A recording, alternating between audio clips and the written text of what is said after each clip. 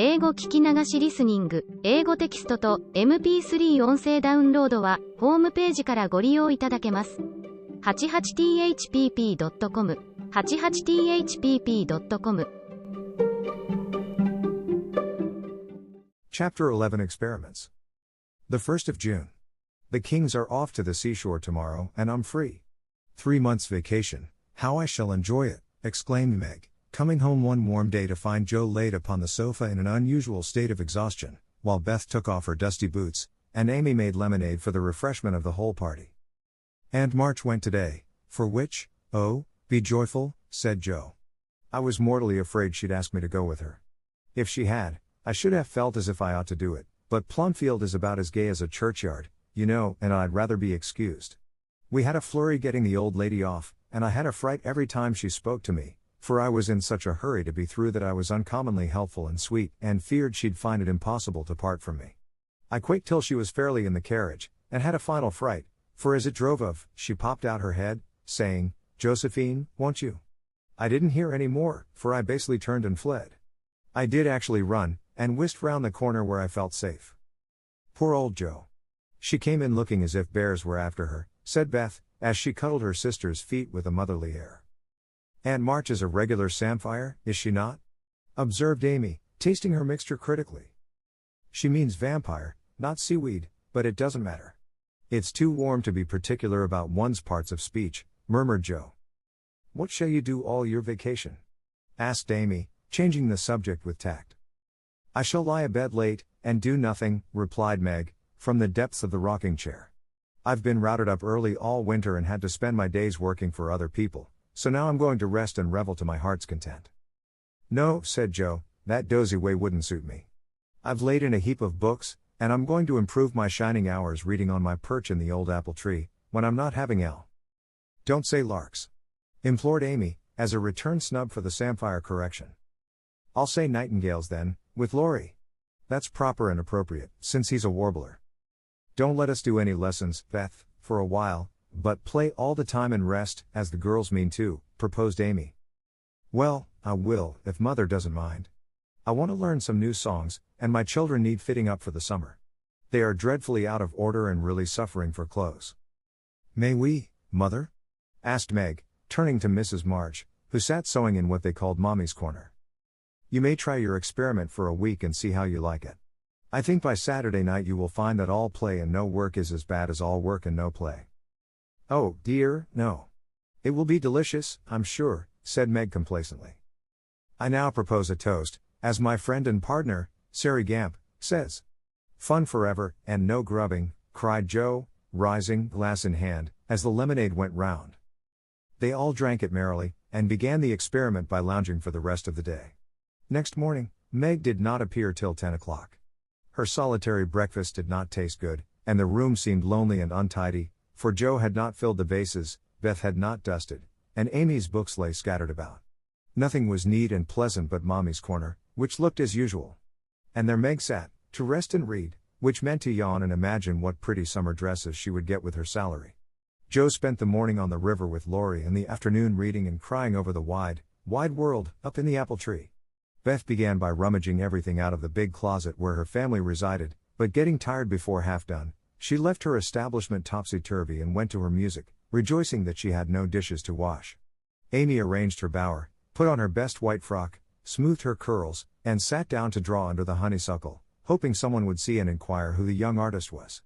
As no one appeared but an inquisitive daddy longlegs, who examined her work with interest, she went to walk, got caught in a shower and came home dripping. At tea time they compared notes, and all agreed that it had been a delightful, though unusually long day.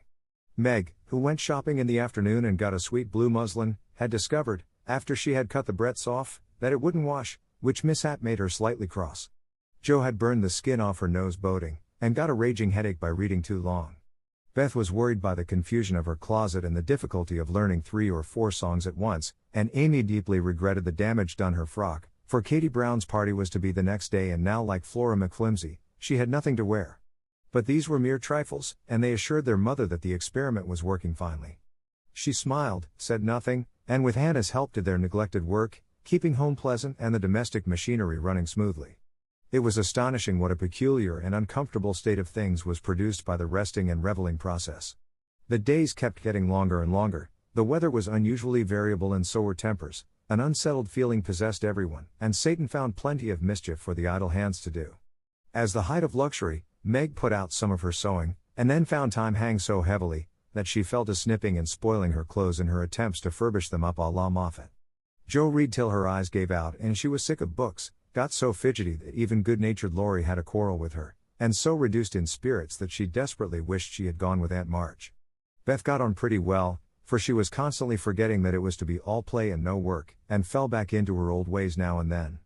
But something in the air affected her, and more than once her tranquility was much disturbed, so much so that on one occasion she actually shook poor dear Joanna and told her she was a fright. Amy fared worst of all, for her resources were small, and when her sisters left her to amuse herself, she soon found that accomplished and important little self a great burden.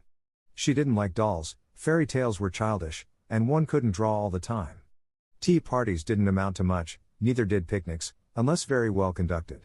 If one could have a fine house, full of nice girls, or go traveling, the summer would be delightful, but to stay at home with 3 selfish sisters and a grown-up boy was enough to try the patience of a Boaz, complained Miss Malaprop, after several days devoted to pleasure, fretting, and ennui.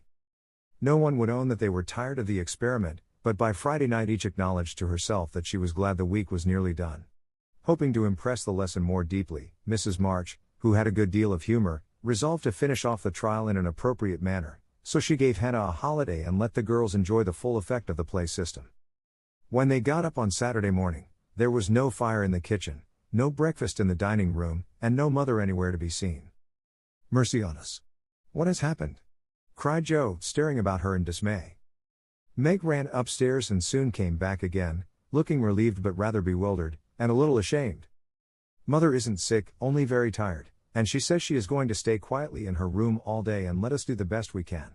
It's a very queer thing for her to do, she doesn't act a bit like herself. But she says it has been a hard week for her, so we mustn't grumble but take care of ourselves." "That's easy enough, and I like the idea. I'm aching for something to do, that is, some new amusement, you know," added Jo quickly. In fact, it was an immense relief to them all to have a little work, and they took hold with a will, but soon realized the truth of Hannah's saying, "Housekeeping ain't no joke." There was plenty of food in the larder, and while Beth and Amy set the table, Meg and Jo got breakfast, wondering as they did why servants ever talked about hard work. "I shall take some up to Mother, though she said we were not to think of her, for she'd take care of herself," said Meg, who presided and felt quite matronly behind the teapot. So a tray was fitted out before anyone began, and taken up with the cook's compliments. The boiled tea was very bitter, the omelette scorched, and the biscuits speckled with saleratus, but Mrs. March received her repast with thanks and laughed heartily over it after Jo was gone.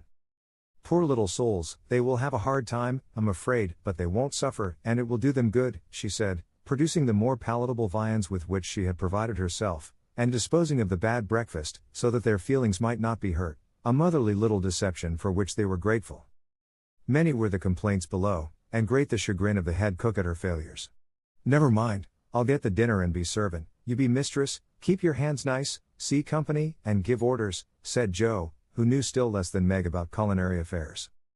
This obliging offer was gladly accepted, and Margaret retired to the parlor, which she hastily put in order by whisking the litter under the sofa and shutting the blinds to save the trouble of dusting. Jo, with perfect faith in her own powers and a friendly desire to make up the quarrel, immediately put a note in the office, inviting Laurie to dinner. "You'd better see what you have got before you think of having company," said Meg, when informed of the hospitable but rash act.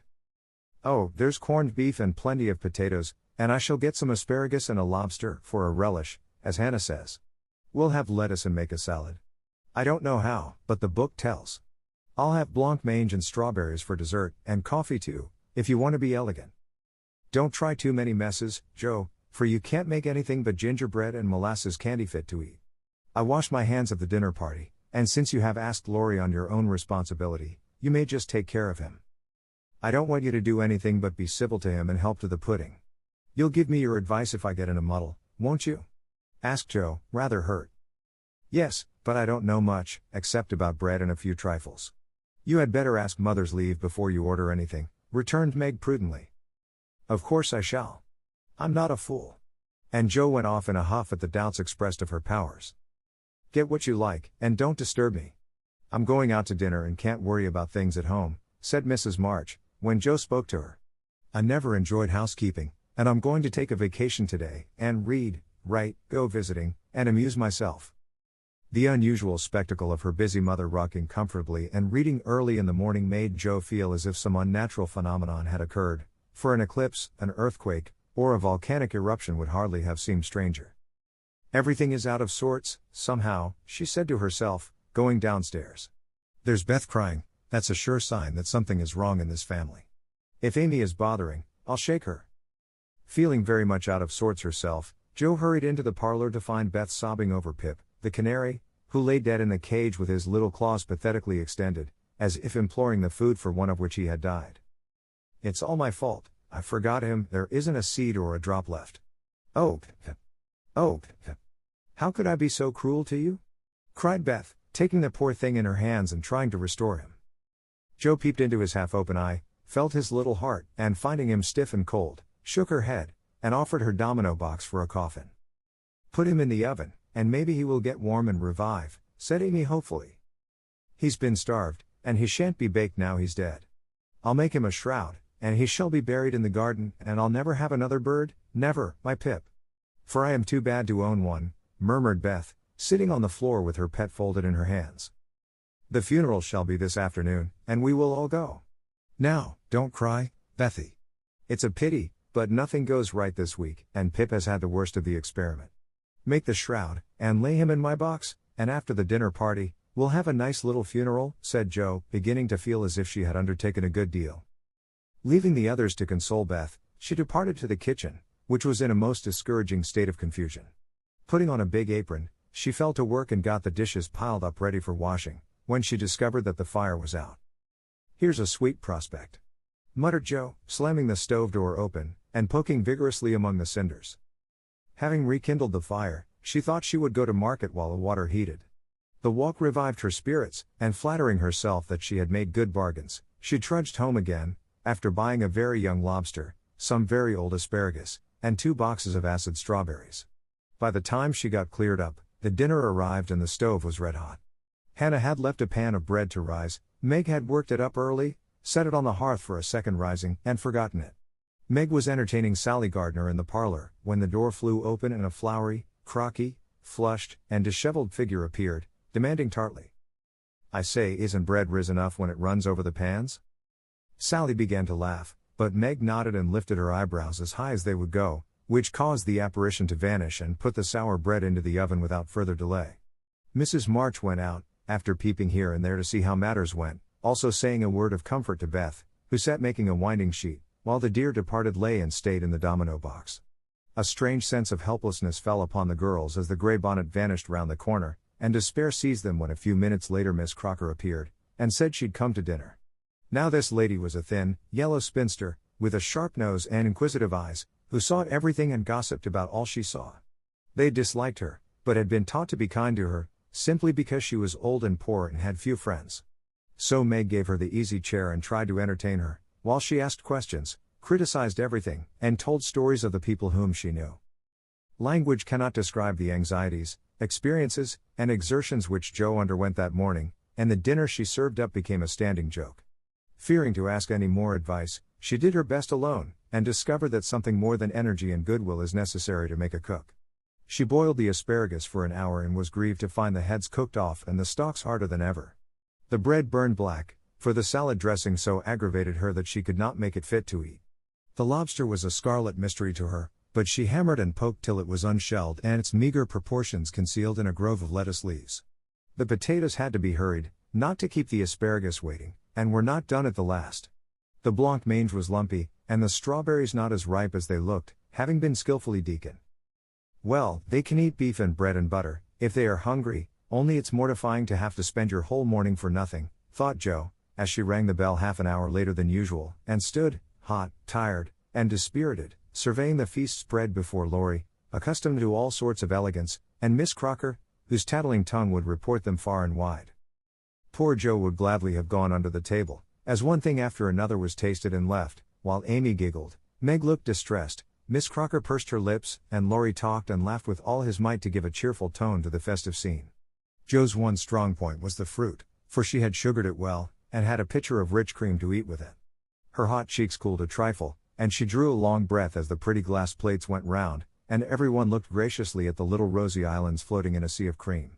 Miss Crocker tasted first, made a wry face, and drank some water hastily.